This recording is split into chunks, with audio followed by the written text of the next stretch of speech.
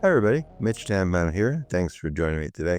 Today, I'm going to talk about, well, to be honest with you, a system I never heard of before, and now it's become kind of the center of my focus a bit.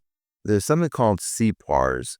It's the Contractor Performance Assessment Reporting System. It's a system that the government uses to kind of historically, pretty subjectively rate customers, kind of like how you might rate a date. There's not a lot, historically, not a lot of hard evidence about how you might rate that other person. But, you might or might not want to go out with them again. Well, same thing with CPARS.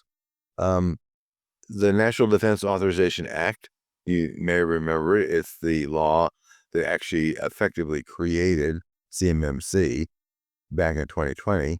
The 2026 version of it, which is the Senate has passed, the House has not voted on it yet, um, has some interesting changes to CPARS. In particular, to continue this really bad analogy, they're trying to make it less of a dating app and more of an actually useful tool.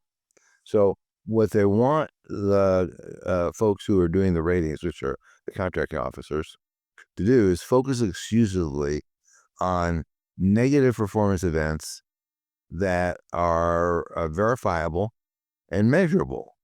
Okay. So, and then, the purpose of that is to reduce the subjectivity, like I said. Um, so here's some of the things that they're going to rank you on in CPARS. Significant cybersecurity breaches or failures. Well, that's pretty straightforward, right? Either you're meeting your CMMC requirements or you're not.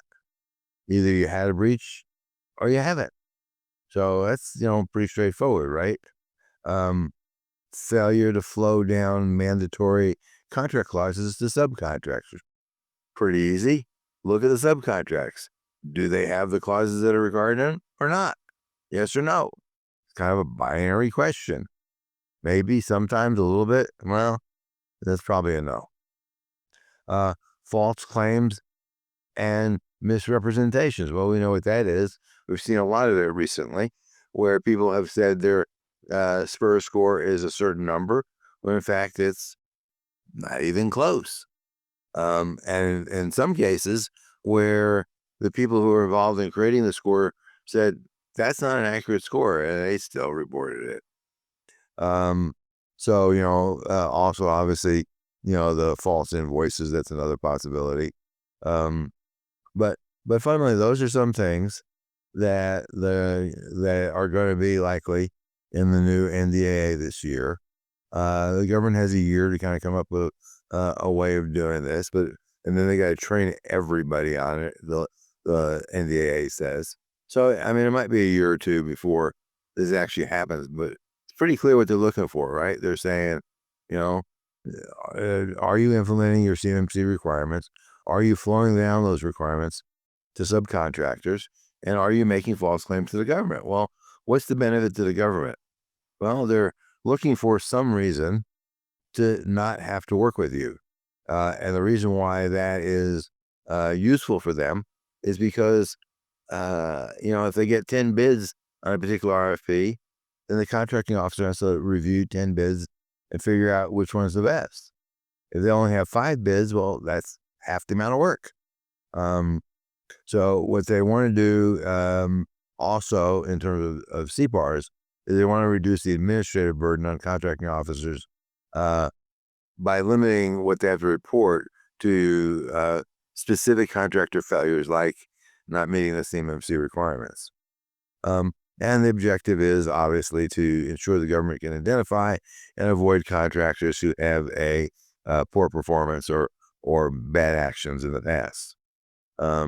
So, like I said, these are the same guys that brought you NDAA back in 2020, and the NDAA, I'm sorry, brought back CMMC in 2020. So, I'd say this is kind of an indication the government is getting tired of all this crap in terms of contractors saying one thing and doing something different. So, if you are a contractor, then I would, go look at the current bill and decide whether you're comfortable that you're going to meet all those requirements. And obviously, if you need assistance, please reach out to us. That's obviously what we do for a living. And we'll be happy to work with you.